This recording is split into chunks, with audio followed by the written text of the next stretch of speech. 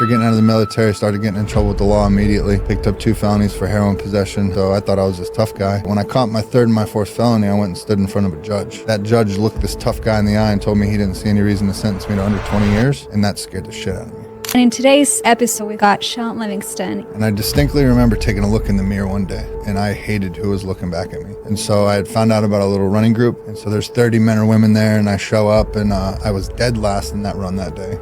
I ran my first 10K. I get this big fat medal around my neck, and I feel like I've made it. And I remember her looking at me and just smirking and being like, "That's all right, you could do more." And then my next race was a 30K. I did it again, and my next race was a 50K. Then my first year being sober, I ran a 100K. I ended up qualifying for another 100-mile race. So that was this huge moment for me, because up to that point, I'd only really identified myself as Shawn the alcoholic or Shawn the addict. That's what I had made my identity. And here I'm standing, just having finished 100K. I just remember looking around, and I was like, "Dope fiends don't do this." I'm capable of so much more than I thought possible.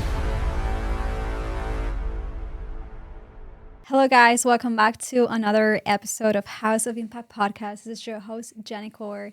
And in today's episode, we've got Shawn Livingstone. You might know him from the Amazon documentary 100 Miles to Redemption. And I want to give you a message before we go into this episode. We're going to talk about addiction and mental health. So if you have someone that's struggling with that, we're going to link some resources so you can help them. And I hope that this episode helps you help them as well and helps shed a light on that there's hope. And I hope that Shawn's story inspires you to basically get better. And we'll roll into the episode. Shawn, welcome to the show. Thank you for having me. Appreciate you. I am so excited about this episode. I feel like this is such an important conversation to have. One of the things I really want to start with is a lot of the people in the audience might not know your story. You went to the military and then you fell into addiction. Mm-hmm. When did that start? What happened to you on a psychological level? What was the thing that made you fall into that? What's the story? So I was always, in all honesty, I was always a partier. But when originally I got hurt training to go to Iraq, and so we were doing an exercise called 3 to 5 second rushes. And so you have all your equipment on, you run 3 to 5 seconds, drop down real fast, jump back up, run again, and you keep doing it. And so one time I just kind of come up quick, and I felt a little tweak in my back. Wasn't anything I really thought much of. And then the next day when I woke up, I couldn't sit up out of bed, I couldn't roll over, I could barely walk, like any of these things. And so come to find out, I had herniated 2 discs, and they were pinching my sciatic nerve, and so I couldn't even step forward with my right leg. And then, so their answer at the time, and I don't think the education back then was what it is now on opiates and all that. So we were getting ready to deploy. I'm a tremendously competitive person, so I wasn't going to let anything hold me back. And so they started giving me big bottles of painkillers. I started taking them. They'd hit me up with steroid injections, and so I was like back out there and going. And so, in all honesty, for the health of my back, was probably not the best, but so I was just, munching pills and all that, and just, they had left me on them for an extended amount of time, and then by the time we got back, it had just completely grabbed a hold of me. And so, people think it's a big jump from taking painkillers to something like heroin, where I originally went, but, you want to start talking about mental health, losing people close to you, whether you want to call it symptoms of PTSD or whatever. But then you're faced with this really, really real sensation and feeling of going through withdrawals, mental withdrawals, physical withdrawals from this medication. And so there's not a whole lot of people, like it could be my own mother, but you get somebody hooked on pills and then you feel that intense feeling of being sick without your drug and know that all I have to do is take this little pill and it'll go away. And I would just continually make that decision. And then it just continued to get worse, worse, worse. When did you realize that you were addicted to it? I don't think I ever really wrestled with the a lot of people are unwilling to come to terms that they're an addict. When it got a hold of me, I knew it had a hold of me, but I just don't think I really cared because I was just trying to numb the pain at the end of the day. I just didn't want to feel. So I'm not sure how long, I had had my, run-ins with drugs, alcohol, and that stuff before. So I knew they didn't mix well. But it didn't take me long to realize I was starting to have an issue. How was your environment? Like, were you having a good relationship with your family, with your friendships? Were you more isolated? Because I know this is a problem that happens within a lot of males, isolation and mental health problems and depression, and then drugs as well. Yeah.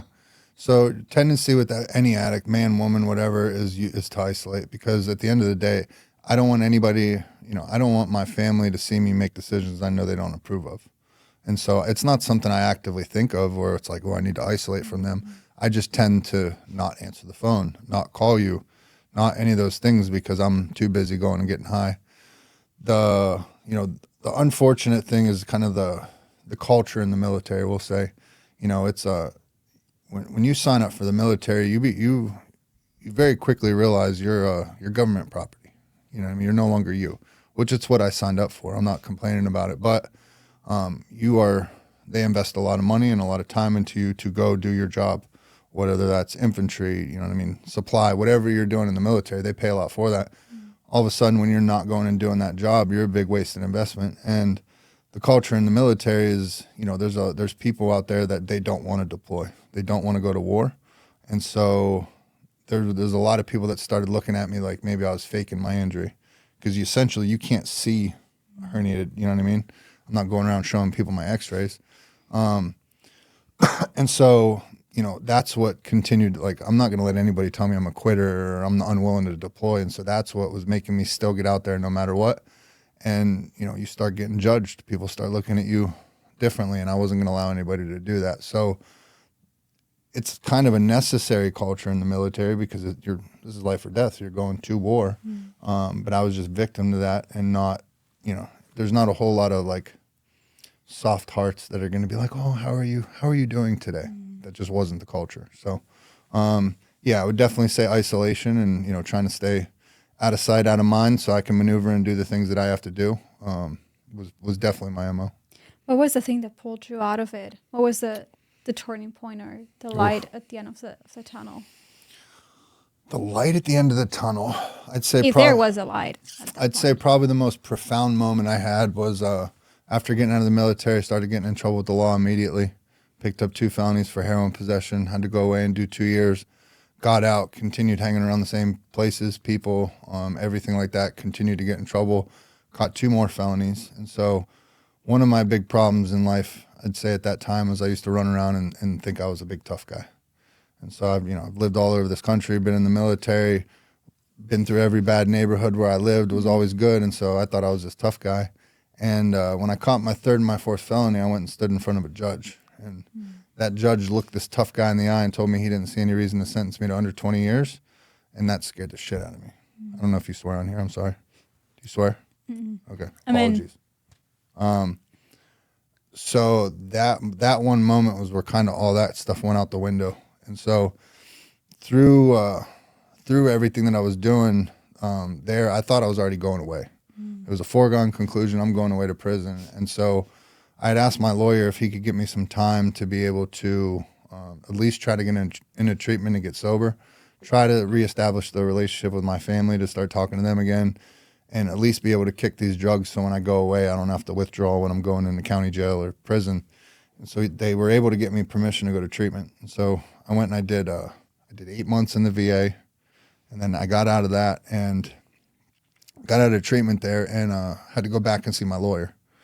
And so if you ever see the documentary, it's in the documentary, but basically through those 8 months at the VA, I'd started keeping a folder, and every single note I took, test I took, worksheet I did, meeting I went to, everything I put in this folder. Don't know why I kept the folder. I'm not a tremendously organized person. That's not something I normally do, but I did it then. I think something bigger than me was looking out for myself. And so we had to go back to the lawyer, and we were just getting around the time of where we're going to have to schedule the sentencing hearing. And so I brought him the folder, slid him the folder, and he opened it up and his jaw dropped. And he looked at me and he's like, Shawn, like, I never expected this out of you. Like, you've really given me something to work with here. Like, you're a combat vet. You obviously are taking steps to change your life. Whatever you're doing, I need you to keep doing it, and let me go back and talk to the judge. And so that moment right there was like the first moment where I had felt this little ray of hope. And it had been as long as I can remember before I've ever felt that before. So he said, do whatever I was going to keep doing. And so I came back to Austin. I checked into a 6-month inpatient treatment center. I was willing to do whatever it took at that point. And so it completely reshaped how I was looking at everything and just having that little glimmer of hope. Do you think fear was the fuel that got you out of that situation? Like, what was the feeling that got you out of that situation? Hope. I've been to prison before. Like the military, in a lot of ways, prepares you for prison. You're living in close quarters with people from all different walks of life, all different races. Somebody's telling you when to wake up, when to use the bathroom, when to shower. Like I was used to all that stuff. Prison didn't necessarily scare me. I definitely didn't want to go back. But no, it was hope. I was in such a hopeless state of mind and body at that time that once I got that little glimmer, I wasn't going to let it go. I knew at that moment that was my last shot. So I grabbed it and ran with it. I feel like that awareness doesn't come every day, especially in the circumstance you were in. And then you go from that to running 100 miles. Because that's a very, like, it's extreme. In your story, there's extremes, but they're there for a reason. Yeah. So I was, I had, at the time, I had the 8 months of sobriety up under my belt from being in the VA. And so I go to this treatment center, and I distinctly remember taking a look in the mirror one day, and I hated who was looking back at me. I had grown up an athlete. I had been in the military, and through addiction, through injury, I'd let myself go. And so I'm standing there, and, I got a fat face and a gut out to here, and I feel like crap, and I look like crap. And I just remember, like, it didn't matter how long I was sober. Like, I didn't like who I was. And so I had found out about a little running group that met in downtown Austin, and found out about it, went and spoke to the treatment center, and they gave me special permission to go down there. And so showed up my very first day, and, my ego's out to here. And I'm like, oh, I'm an athlete. I've been doing this all my life. This will be no problem. Mind you, I'm still smoking a pack of Newports a day, like not healthy by any stretch. And so there's 30 men or women there, and I show up, and I was dead last in that run that day. There was not a step I didn't take where my lungs weren't on fire. I was questioning what I was doing, why am I running, all these things. But when I got done, I just remember feeling this overwhelming sense of accomplishment. And again, it had been so long since I had felt hope or sense of accomplishment. And so I just wanted to keep feeling that. And so I kept going back. I decided every time they met, I would be there. And so every Monday, Wednesday, Friday, rain, sleet, or snow, I was there. And pretty quickly, I had heard about a woman that runs trail races and ultra marathons. Didn't know what those were, but I just knew I wanted to try it. And so I went and I met her, and she saved my life in many ways because I asked her to train me up for a race, and so she said yes. And so she was out there and had me running the trails, and she trained me up, and I ran my first 10K. And I got done with this 10K, and I was feeling myself. I'm out there navigating terrain. I'm in the hill country of Texas. I get done. I get this big fat medal around my neck, and I feel like I've made it. And I remember her looking at me and just smirking and being like, that's all right. You could do more. And I was like, what do you mean I could do more? And she's like, you could run farther. And I get all mad. I'm like, all right, I'll run farther then. And then my next race was a 30K. And then she did it again. And my next race was a 50K. And then she did it again. And then within my first year of being sober, I ran 100K. I was out in Bandera, Texas. It's a nationally recognized race. I ended up qualifying for another 100-mile race called Western States. And so that was this huge moment for me because up to that point, I'd only really identified myself as Shawn the alcoholic or Shawn the addict. It had been so many years of me introducing myself like that in meetings and groups and therapy. Identity, yeah. That's what I had made my identity. And here I'm standing with this, just having finished 100K, qualified for this huge race. And I just remember looking around and I was like, dope fiends don't do this. You know what I mean? Like, I'm capable of so much more than I thought possible. And, I feel very lucky that I tapped in. I found somewhere to kind of channel that energy that I used to put in the addiction side and put it into something positive, but I was learning how to do it with structure, with good community, doing it the right way. And so I did that 100K, and I remember distinctly saying, like, there's no reason to run this far ever again. And the next morning I woke up and I was like, what's the next one up? And then I signed up for the 100-miler, and there we are. I feel resilience is actually what it took for you to get you from point A to point B. For people that are struggling, and especially with like addiction and mental health, why do you think so many people struggle to get themselves, to see themselves like you saw themselves that day, like you took your power back and you shifted your identity? Why do you think people struggle so much? So really, with any question with addiction, it's always such like a loaded question because everybody's different. But a lot of it could be, the people that are allowing you to continue this behavior. What's the word? There's a word. They're enabling you, like your enablers. I've worked in and around the treatment industry here in Austin for the past 5 or 6 years, and unfortunately, what you see in treatment around here is a lot of kids from Westlake, a lot of kids from Lake Austin, Bee Cave, the more wealthier areas. And the reason I think you see that is because people with money, they don't ever hit a rock bottom. Mm-hmm. You get arrested, mom and dad bail you out before you even hit a holding cell. You never make it to the back of county. You never make it to on thing. You get a good lawyer, you get off. And so I see these young kids continually in treatment 5, 6, 7, 8 times. The most profound thing that ever happened to me in my rock bottom moment was sitting in a prison cell when my mom stopped picking up the phone. When my mother would no longer accept my collect calls is when life got very real, and I was like, man, if my own mom won't pick up the phone anymore, like, I really need to look at some things. And so for me, that's what I needed. I needed that line drawn in the sand. We are no longer going to be in your life until you start living it the right way. And so, not saying I was better by any stretch, but that woke me up. And so I think that's a lot of things. I think a lot of things about the world today keep us comfortable, keep us fixated on, instead of turning inward and looking at us, we're consuming, we're on social media, we're doing all these different things. And so I think it's a loaded question, but at the end of the day, I think it's,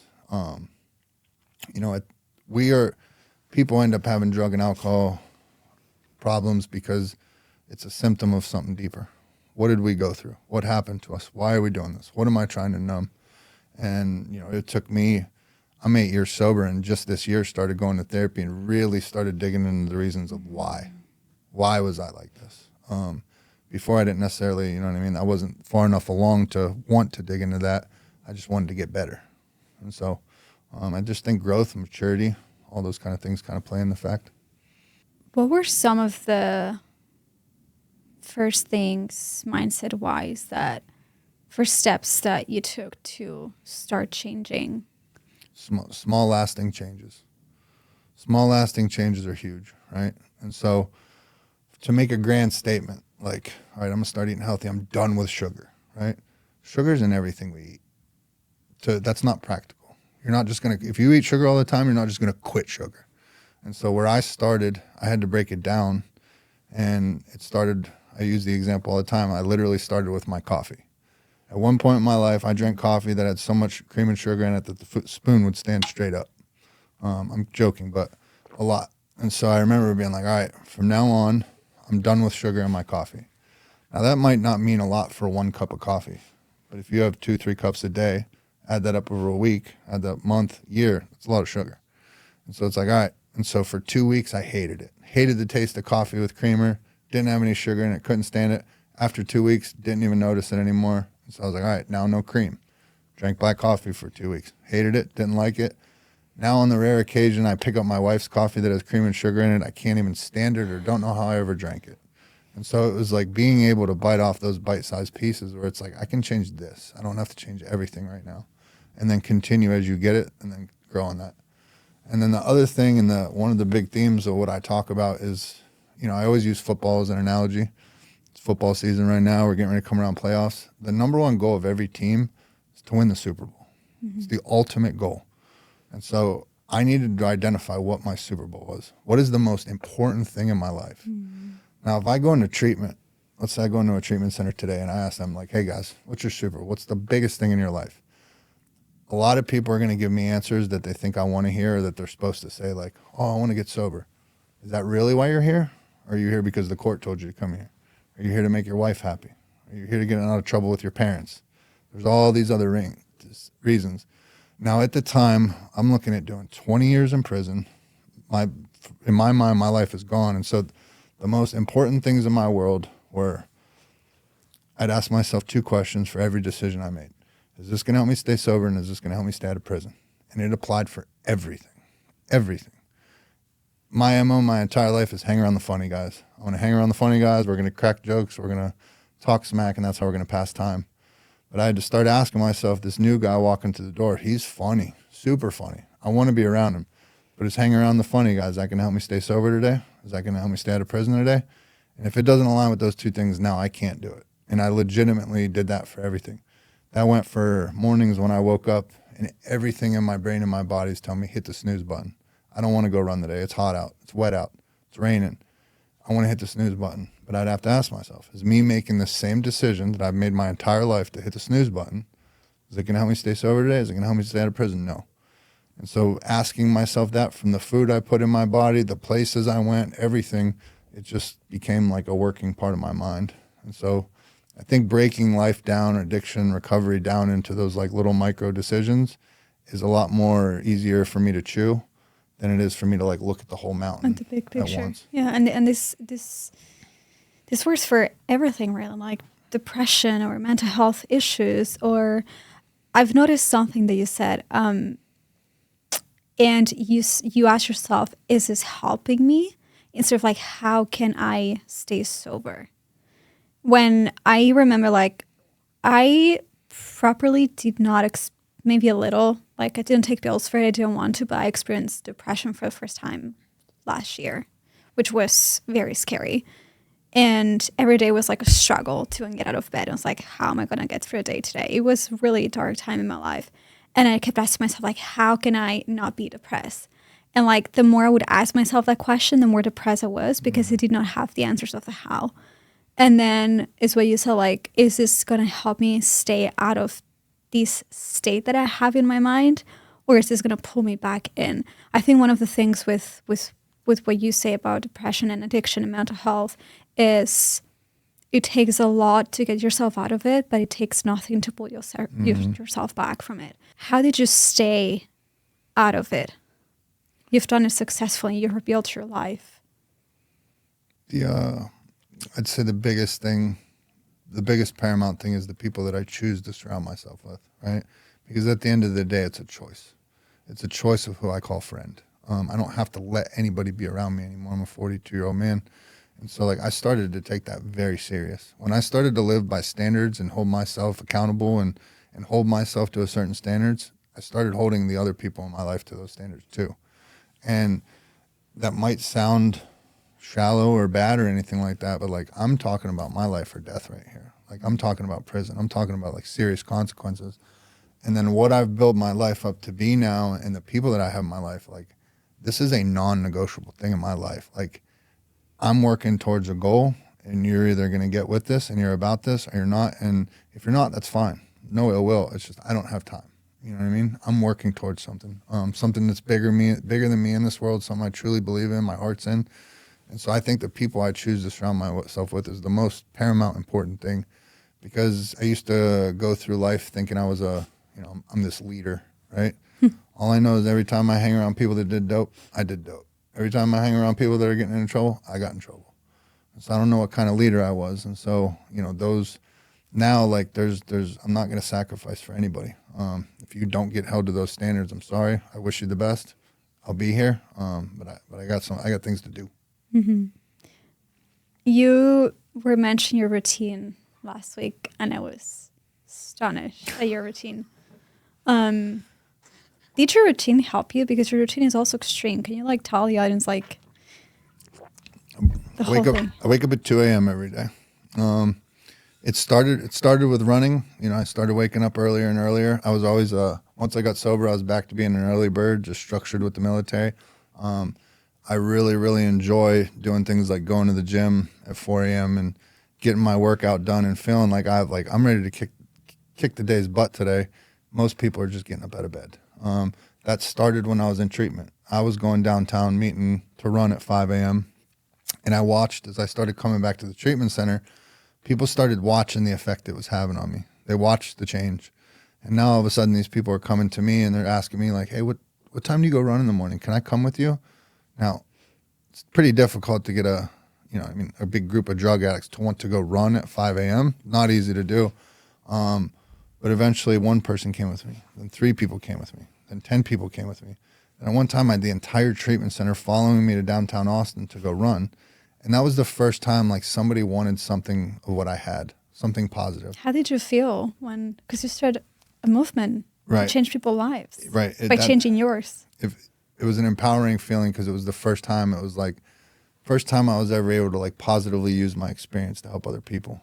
And then I watched them start running races. I start watching the light go off with them, you know what I mean? Come on with them. And they're getting excited. They're losing a little bit of weight. They're getting involved in the community. They're running races. And so that was filling my heart. And so I think, you know, at the end of the day, like God is what fills the hole in my heart that I tried to fill with drugs and alcohol. But for me, God is all about helping people. And that's where I truly see God in this world today, is when I'm helping people and watching the effect it's having. That's what brings God into my life every day. And so that's kind of what gave me my purpose, what gave me my mission, and let me know that there's a world out here that I didn't know existed, where we could take all this pain and all this stuff we've been through and use it to help other people and give it purpose. Mm-hmm. That completely redefines it. My family was so ashamed of what I had been through, what I had done. I was my family's biggest kept secret for years. And I'm so proud to be able to have taken our story as a family and my story and shown that on a grand scale of how we could help people, because now they're able to walk around with that past with pride. They're proud what we've been through because we've come out on the other side and we gave it purpose. You mentioned God, and we had a conversation off camera I still remember that conversation. Are you open to tell the audience basically how God played a role into what you're doing today? And yeah, the story about my friend, that one. So I was one of my big problems in life is that at the time in my addiction, I wasn't a big God guy, and I would always falter because I would try to put God in a box. I grew up, you know, I'd been in Catholic church a little bit. I'd been in regular church, and as I continued to get older, I start hearing these other opinions, and I'm listening to Joe Rogan, and I'm questioning everything. And so I was just like, I don't know what to believe, because at the end of the day, like, I know man lies. To me, you know, man wrote the Bible, so then how can I trust this? You know what I mean? And so I'm just questioning things, which I think that's good. I think it's healthy to question things in life. But the one word that I was neglecting was faith. I didn't focus at all on having faith that something's true or believing in something bigger than me. And so this story that happened is what let me know God is very, very real in my life. And so I was in the process of getting kicked out of the military. I just failed my third and my fourth urinalysis for heroin.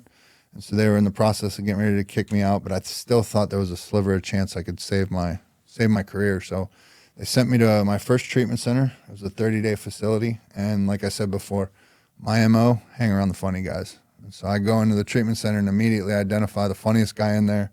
He's a guy 6-7 years younger than me. And so I start kicking it with him, and we're talking smack, we're cracking jokes. I'm talking back to the group facilitator. I'm talking to girls in there, doing everything I shouldn't be doing. I was not concerned with getting sober. I was trying to get out of trouble. And so that was the problem. So I end up dating one of the girls in the treatment center, one of the worst mistakes I've made. And so I end up in the most toxic 2-year relationship known to mankind. We were both very sick, both on drugs and alcohol. It was not good. Mental health mixed in all there. And so I end up starting to get trouble with the law, catch my first 2 felonies, and so now I got to go away. But in my mind, I got my girlfriend. She'll hold me down while I'm gone. I got all these homeboys out here. They'll hold me down while I'm gone. And so I go away to prison and quickly realize there's nobody. Mom's not picking up the phone. Never heard from the girlfriend. Definitely never heard from any of my quote-unquote friends. And so I do a very, very lonely 2 years.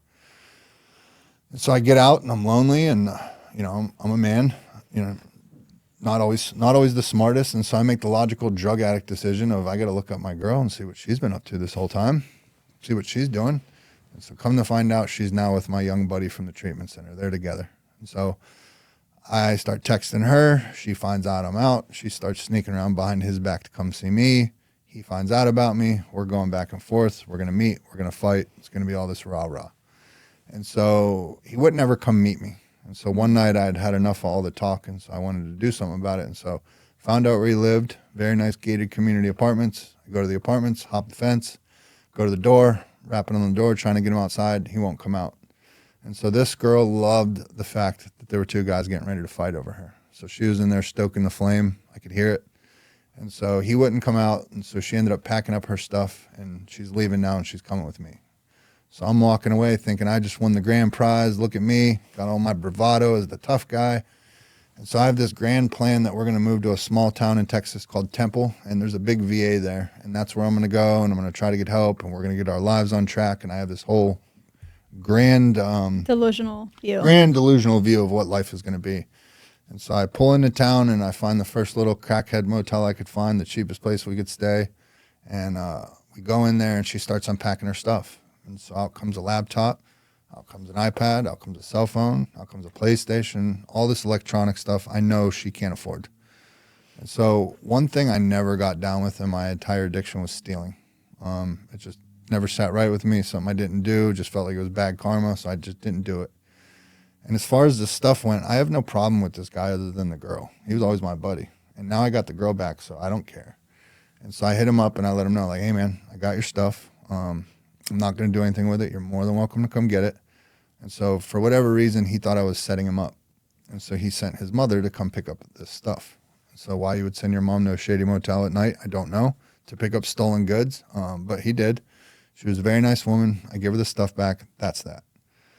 So now fast forward, the girl's gone. Don't know where she's at. Fast forward 3 years later, I've caught in 2 more felonies. I end up in treatment. I'm in the 6-month treatment center that I talked about earlier, and I hear about the run group. So I go to the run group, and then I was telling you about my friend Penny. Mm-hmm. And so meet her, and I'm begging her to train me up on the trail. And so she gets me out on the trail, and she's training me for the 10K we were talking about earlier. And I'm super open with my story. I've told it a million times, and so I'm sharing my experience with her, and I'm telling her getting kicked out of the military, ended up going to treatment, ended up with this girl, and at one point I say the girl's name. And so she has a very unique name. It's not one you hear every day. It'll catch your attention. So me and my friend Penny, we're running along, and I'm telling her the story, and I say the girl's name, and Penny's running, and she stops, and she looks over at me, and she's like, do you know my son? And I was like, who's your son? Her son was my young buddy from the treatment center. She was the mother that had come and picked up that stuff up off me years before. And so if that is not God, I don't know truly what is. Because if you can leave a city like Austin that grows every single day, we've had a huge flood of California people from all over the country coming to Austin. It's literally growing every day. I don't know what the astronomical chances are that I could leave a city like this for 3 years and then come back and literally get plugged in with the one woman that would introduce me to an avenue that would save my life. I don't know. That's just, anybody else can think what they want, but to me, that is the most clear sign in the world that God is very real in my life, and he had a plan for me. And so since that day, I've been a firm, proud believer in God. My relationship with God grows every day. I talk to God every day, and I'm just very thankful that he had a little bit of pity on me and showed me some love. Mm-hmm. I love that story. I think it shines a light to a lot of people that might be struggling.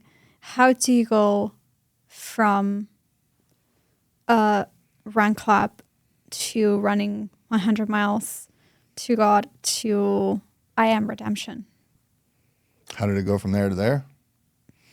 God introduced me to a world that, I could use this experience to help other people. Mm-hmm.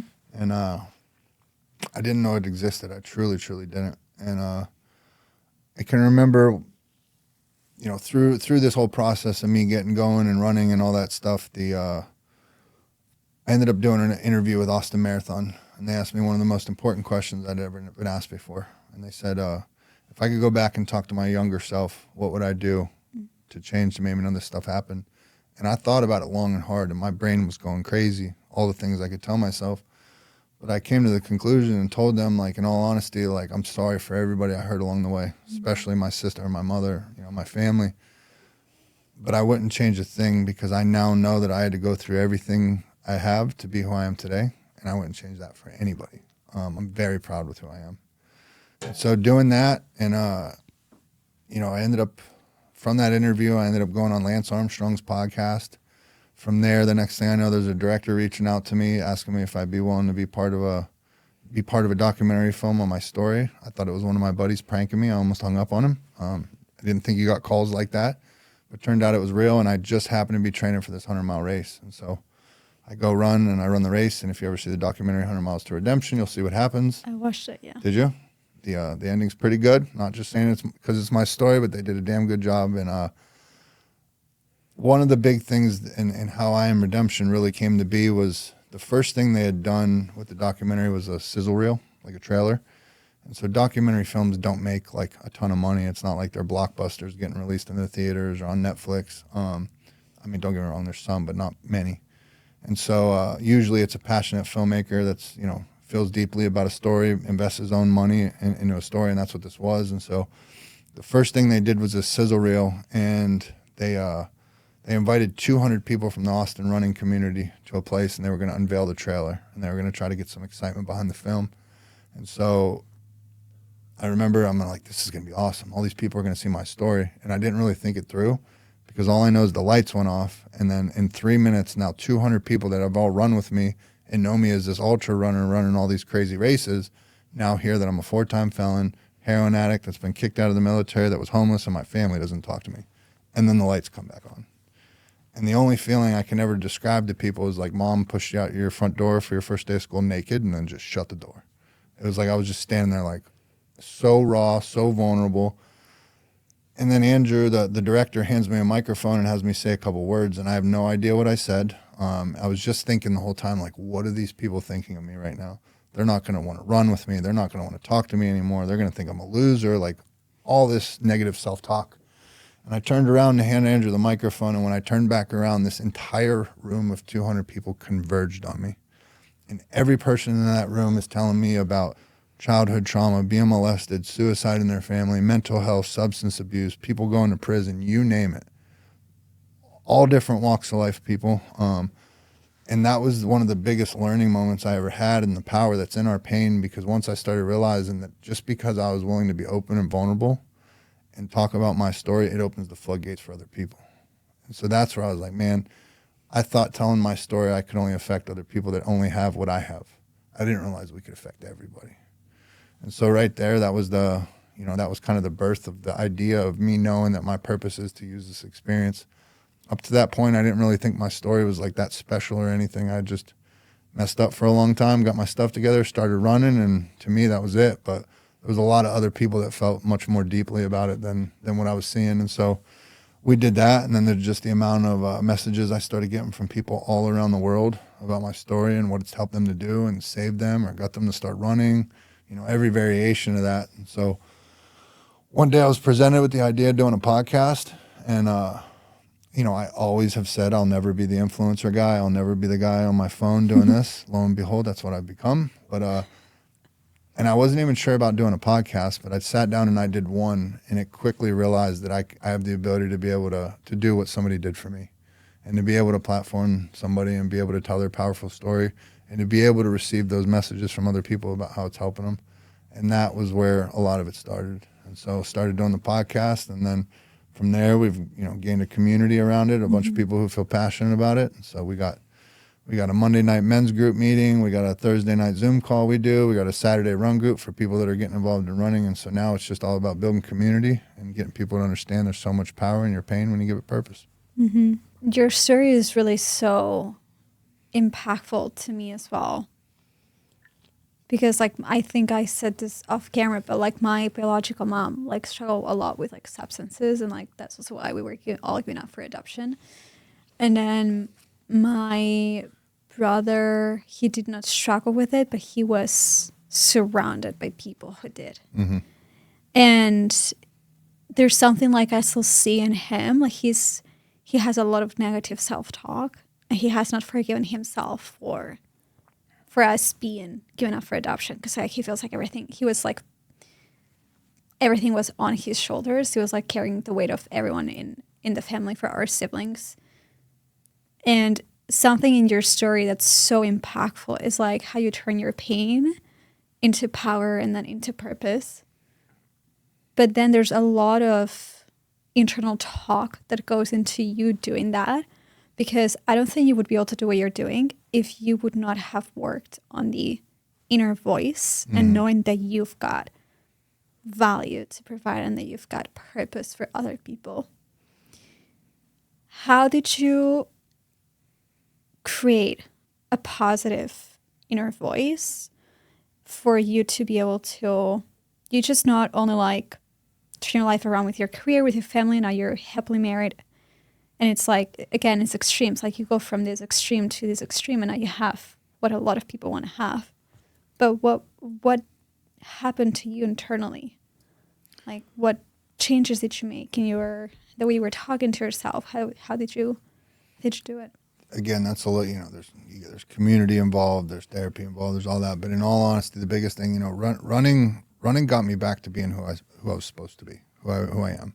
That mentally got me back where I needed to be. I felt like I operated in this cloud, where it's like when I got sober, I was here, but everybody else was up here.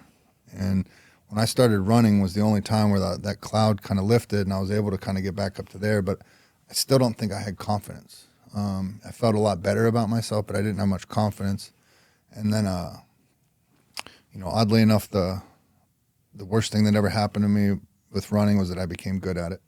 And so I started winning races. I won a marathon, started placing in ultras. And so now what was once kind of my salvation ended up kind of becoming this hindrance, because if I go out and run 100K this weekend and I don't win or I don't place, now I feel like I failed.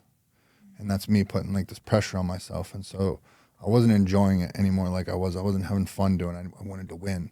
And so it changed the dynamic. And so through that, I ended up injuring myself, winning a race, which I definitely should have stopped, but I had to win. And so I ended up hurting myself. And so I couldn't run there for a while. And so I started getting in the gym. And the best thing that's probably ever happened to me was the girl I was dating at the time broke up with me through text. And it's always a breakup.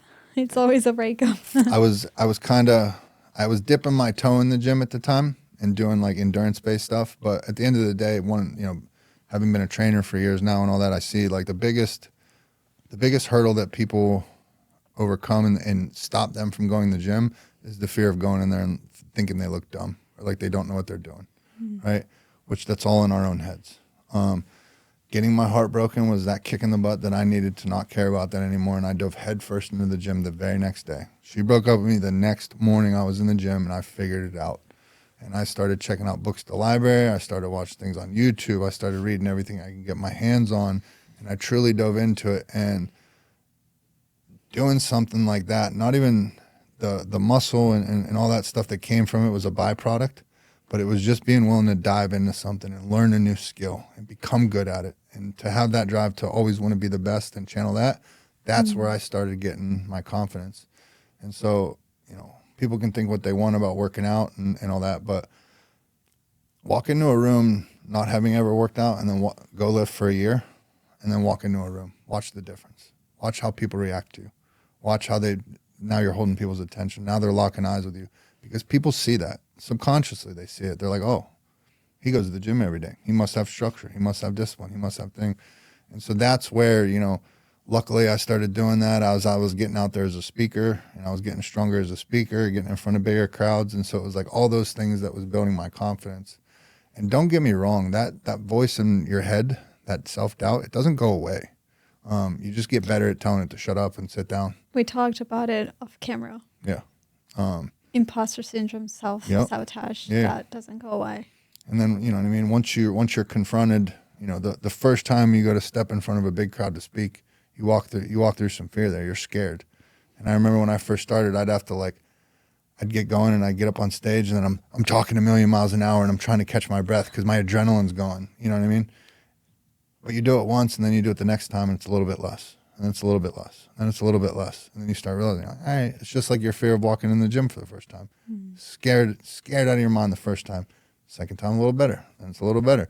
Then you realize nobody's paying attention. Everybody's only worried about themselves and how they look. Nobody's looking at you. The most motivating thing I see is when I'm in the gym and I see somebody come in there for their first time and they stay. And I see them the next day and I see them the next day where it's like, yes, like you are exactly where you need to be.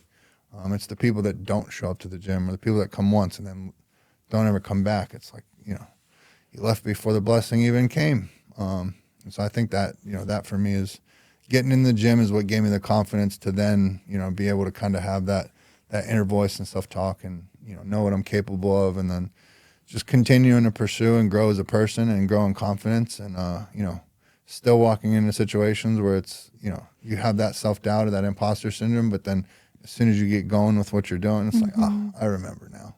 Like, I'm supposed to be here. This is what I'm supposed to be doing. You said you left before the blessing even came. Do you think people quit just before they get the blessing? Do you think they quit too soon? All the time, every day. Why?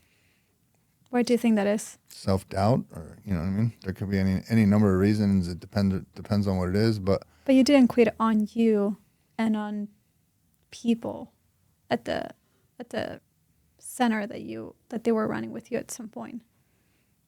why didn't I quit? Well, you didn't quit. Right. So you probably knew that there was something more for you. Yeah. I mean, I definitely didn't know it was all this. And I don't even think I had the foresight to look into I couldn't see into the future. I couldn't ever think of what it could become. I was just so excited to be doing what I was doing at the moment. You know, going from hanging around with seedy characters in the streets to now the greatest group of people that they don't care I'm tatted, they don't care I'm a felon, they don't care about any of that. All they care about is I'm showing up in the woods and running crazy miles with them. And then we go out and we have tacos afterwards. Like, I was so excited. When I discovered the running community, I had built a foundation for myself that I never had before, but I didn't realize I had done it. And so now, like, I'd been to treatment 12 times in my life. Like, I've been to drug and alcohol treatment 12 times. The 12th time it stuck because it was the only times any other time I'd leave, I was scared. I knew I cut corners. I knew I didn't do things to the best of my ability and all that. This next time, I couldn't wait to get out of the door because I had this group of people out there waiting on me. I have structure. I know what I'm doing throughout the week. We're running a race in 3 weeks. I'm training for that. And so it's like I have something. I discovered a little bit of purpose. I discovered something that was building my confidence and showing me that I was just built for more than what I had been giving myself credit for. I have a lot of people in the audience that keep asking, like, how do I find my purpose? Like, what's my purpose? How do I just live on my purpose? Everybody's purpose is different, but if we're talking about true purpose, right? Like, somebody could say, like, my purpose on this earth is to make money, right? We need money. Money's great, helps you pay your bills and all that stuff. But is that truly, like, is that really what you want your purpose to be? Is something like money? My purpose is to help people because it feeds my soul. It's what I know God has me aligned to do. And so I think anybody, if you dive into what you love, you dive into something like helping people, you're doing things for the right reasons. Addiction's a very selfish thing. And all I know is when I wanted to be selfish and do that, nobody wanted to be around me. But as soon as I flipped that on its head, and now I'm not worried about me. I just want to help the next person. Abundance is what came into my life. People came from out of the woodworks wanting to help me, wanting to be next to me, wanting to help me do things, give me opportunities and all that stuff. And so, yeah. So what if they don't actually or don't really know what it is that they love? They just know they don't like where they are at right now. Get around good people and get outside of your comfort zone. Find the people that have what you want in life. Go hang around them. And I'm not talking about like money and you know what I mean, material things. Like truly, like I wanted people that were trusted. I wanted to be trusted. I wanted to be loved. All these things. I wanted to be an honest man. I wanted to be looked up to. Like all these different things. And so that's what I surrounded myself around. And that's what I will constantly always surround myself around, are people that are better than me, people that are smarter than me. Like I want to learn. I want to do those things. And so I think, you know, finding something that you love. I didn't ever know that I would, you know, love running or love fitness, but I had to get out of my comfort zone and go try those things. And you know what I mean? There's trial and error. I've tried kayaking. I've tried rock climbing. I've tried all these different things, but I've found what works for me. I found what I love, and I found a way to, if you find what you love and you can find a way to help other people be able to do that, like, you know, that to me is living in purpose. Majority of people in the audience, probably 80%, they've got a purpose and they want to live within like a purposeful life, but that doesn't pay them the bills. And then they've got the job they are doing, or doesn't need to be a job, maybe a business they're doing, like, I don't know, like that pays the bills, but it's not their purpose. And then there's this big space between where they are and who they are to where they want to be and who they want to become. Right. How do they bridge that? And I'll speak for myself. There could be other ways, but for me, I had to ask myself, how bad do I want it? What am I willing to do? I kind of think being an addict was a cheat code, because I'm willing to take it to a lot of other levels people are not willing to go. There's not a lot of people that are willing to wake up at 2 a.m. Like, I can't wait to wake up at 2 a.m. I couldn't sleep in if you paid me. Like I'm on fire when I wake up. I'm ready to get in front of my computer. I will edit. I will do all those things. But if obviously we have to pay bills, but if this is truly what I want to do, if it's my Super Bowl, if it's my purpose and all that, there's nothing that is going to stop me. So if I have to go 6 months on 2 hours of sleep or whatever I have to do, like I will build it to get there. I will find a way. I want to challenge that because I've also thought about that a lot. Do you think it's people, they really do not want it bad enough, or they think they cannot do it? Is it like willingness, or is it like capability? All the above. Absolutely. Self-doubt and all that stuff. But that's why it's a loaded question, because that's where I would have absolutely had that self-doubt, and it stopped me for a long time until I was willing to dive into myself, until I was willing to get into the gym and gain that confidence and work on myself to get me to where I needed to be to actually be strong enough, confident enough to take that step. What was the first thing that you had to work on to start working on this self-doubt and turn it into what you've got going today? Consistency. Showing up. Just making sure that no matter what, if I said I'm going to do something, I'm going to do it. If I'm committing to run, I'm going to beat all these runs. If I'm going to commit to going to the gym, I show up no matter what. That's what I do. There was times, and it was completely counterproductive, but there was times I literally had thrown my back out. Couldn't even hold myself up. But I had a buddy that I was lifting. A buddy I was lifting with, Lance, and I knew he was going to be at the gym, so I had to be at the gym. And so, like, it was how willing was I? Like, to show up no matter what, to keep this consistency, because this is who I am now. I'm not going back to that anymore. This is who I am now, is showing up. And so that is half the battle, is just showing up to things. Because, we get all scared, we get in our head. There's people that I'm sure are nervous walking in the store to come on a podcast, but you walk through it again and you continue to do that. It just becomes a working part of how you are. And so, I think just showing up consistently and knowing that about myself is no matter what, I'm going to show up. I think that was the first step, because as long as I show up, good things seem to happen. Mm-hmm. What's defeating me is waking up in the morning and talking myself out of going for that run or going to the gym, because in all honesty, if you turn that question on ourselves, the things I probably don't want to do are probably the things I need to do the most. And so when I don't want to do something, that's when I need to be like, all right, no matter what, I need to do that. There's times I don't want to go to a run group. There's times I don't want to get on to a meeting, but every time I go, I walk away knowing why I was supposed to be there. When you start going on runs and then I Am Redemption, how was your level of self-trust? Did you fully trust yourself to carry the mission and the vision that you were going to embark on? Or because a lot of people, I also see this on a lot of people, especially a lot with mental health. It's like they really they have the capability and capacity, but they don't fully trust themselves to carry on whatever vision they have for their life. I don't think I ever doubted whether I could or not. The big thing is getting over the fear of are people going to show up? You know what I mean? Like, you do your first event, you do your first meeting or your first run, and I do a post about it and I'm promoting it, and I didn't get many comments on that. Not many people like that. Is anybody going to show up? Is anybody going to show up? That's enough right there to stop people from doing things like that. But I just quickly was like, I've said from the beginning, eventually there's going to be one time I do something where nobody shows up. It hasn't happened yet, but I've already come to terms with eventually that's going to happen to me at least one time. And how does that make you feel? I mean, I just got to see why it happened, make adjustments, and make sure, I do everything in my power that it doesn't happen again. But the point is, it hasn't happened. But if I've already come to terms with it's going to happen, then I'm already over the fear of it. And so I don't really necessarily have those expectations. And so I think it's just getting through the fear and doing it, because what is it, paralysis by analysis? I can sit there and go through this whole scenario in my head and be like, oh, this is going to be so embarrassing. I just promoted this all week. What if nobody shows? What if this and that and the other thing? And it's just going to stop you from doing anything instead of acting. And another thing, there was a girl I know, she held her first meeting, and she was like a little party and all that. And she was talking to me a lot about it. And she wanted all these people to show up. And I remember when I just did a big event for my podcast. It was the 100th episode, a little month ago or so. And I remember when I was promoting it, I was like, man, I want all these people there. I hope everybody comes. And I remember taking a look out the first night during the live show and looking out at the crowd. And I I was like, you know what? Like, everybody that was supposed to be here is here. Like, you know what I mean? The people that were meant to be here are here. And I need to pour into these people. I shouldn't be worried about the people that didn't show up. And so I was telling her, it's, 2 people ended up showing up to her meeting. And I was like, hey, those are 2 people now that you have an opportunity to get way closer with those 2 people than you would have if there were 20, because then you would have to spread yourself around.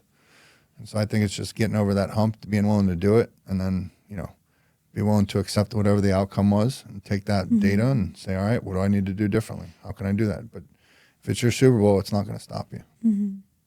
Do we truly need to hit rock bottom every time to change our lives? Because it's like high highs and low lows, and there's no stability. No. Unfortunately, some of us have to hit rock bottom to wake up, but by no means does everybody have to do that. People can make adjustments.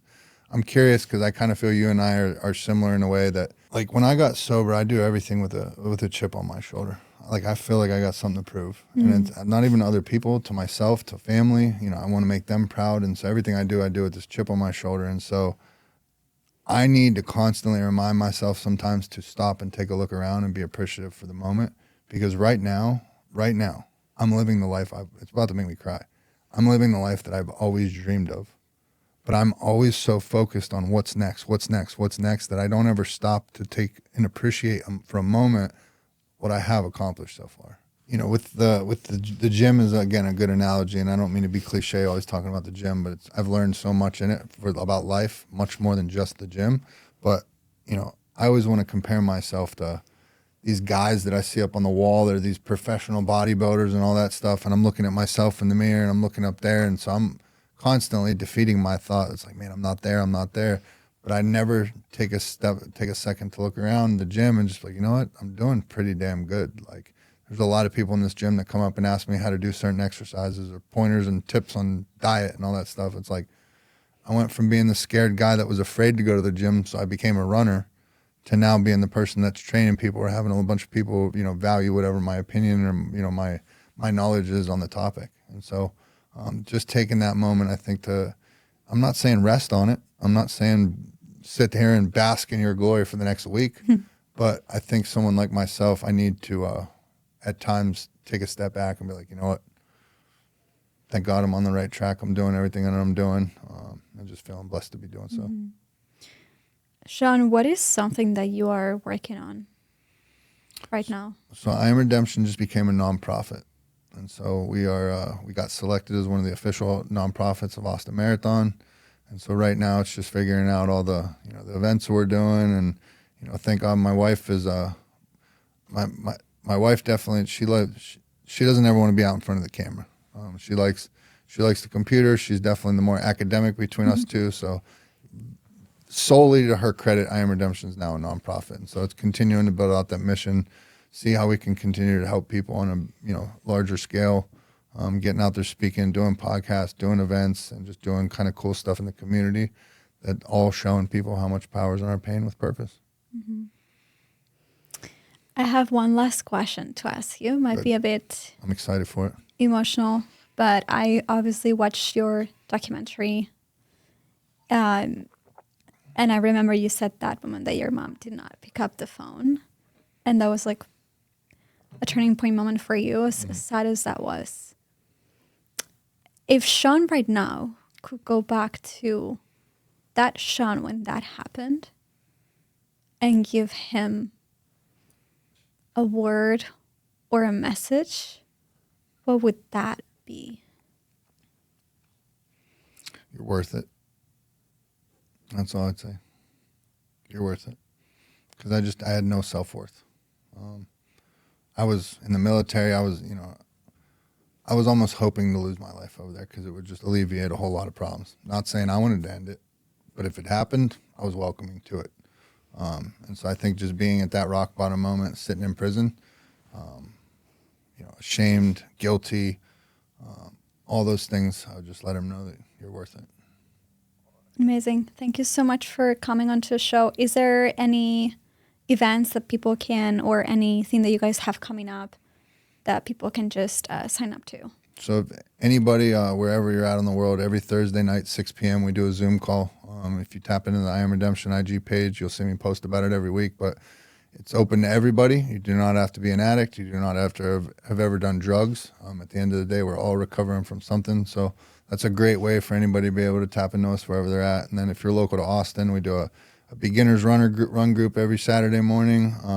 We have a Monday night men's group here in Austin. So that, and if anybody needs help on any spectrum, I have great relationships with some of the best treatment centers here in the country. I know mentors, sponsors, you name it. So anybody that's struggling, you're looking to tap into you know what I mean, to get more out of life, to get more out of community sobriety, anything like that, just check out I Am Redemption. If we can help in any way, say the word. Amazing. Thank you so much, Shawn, for coming. It was an honor. Thank you.